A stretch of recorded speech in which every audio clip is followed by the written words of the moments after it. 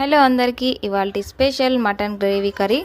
ముందుగా మటన్ని నీట్గా వాష్ చేసుకున్న తర్వాత 1 table spoon salt, 1 table spoon పసుపు, 2 టేబుల్ స్పూన్ల కారం, కొంచెం కొత్తిమీర, కొంచెం పుదీనా, 1 టేబుల్ స్పూన్ అల్లం వెల్లుల్లి పేస్ట్ వేసుకొని ఈ మసాలాలన్నీ మొత్తం ముక్కలకు పట్టే విధంగా మసాజ్ చేసినట్టు కలుపుకోవాలి.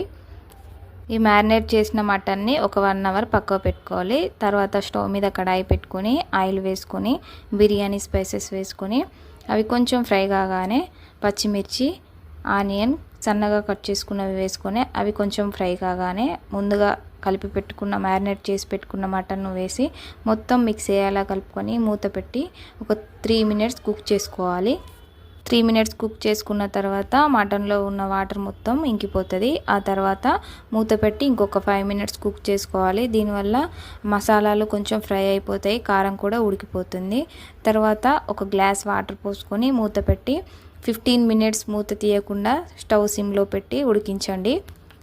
ఆ తర్వాత గరం మసాలా, ధనియా పౌడర్ వేసుకొని కొంచెం కొత్తిమీర వేసుకోండి. అంతే అండి, సింపుల్గా అయిపోతుంది. కర్రీ మాత్రం సూపర్గా టేస్టీగా చాలా అద్భుతంగా వచ్చింది. ట్రై చేయండి.